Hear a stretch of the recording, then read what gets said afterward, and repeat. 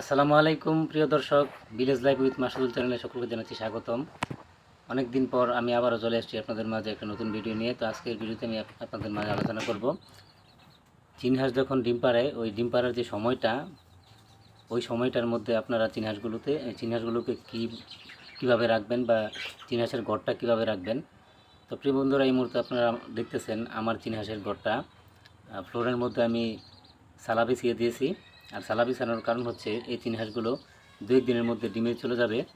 আর যখন ডিমে যাবে তখন যদি আমি সালা বিছিয়ে না দেই তাহলে অনেক চীন হাঁসগুলো আছে আপনার সন্ধ্যার দিকে গোসল করে ফ্লোরে ঢুকে বা ঘরে ঢুকে।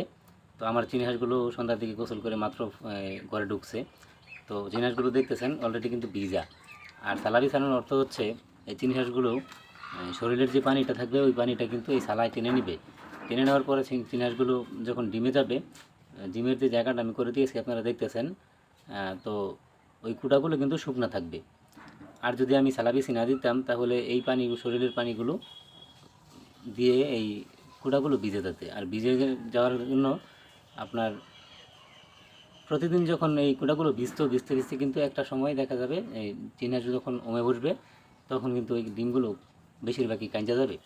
তো সেজন্যই কিন্তু মূলত আমি সালা বিছিয়ে দিয়েছি। তো আপনারা মানে মেন কথা হচ্ছে যখন আপনারা চীন হাঁসগুলো ডিমে যাবে তখন আপনাদের যেই চীন হাঁসের ঘরটা, ওই ঘরটা অবশ্যই শুকনো অবস্থায় রাখবেন। তো প্রিয় বন্ধুরা, আমি কিন্তু এই শুকনো অবস্থায় রাখার জন্যই আমার এই পদ্ধতি অবলম্বন করছি। তো আপনারা অলরেডি দেখতেছেন, আশা করি আমার ভিডিওটা আপনাদের ভালো লাগবে।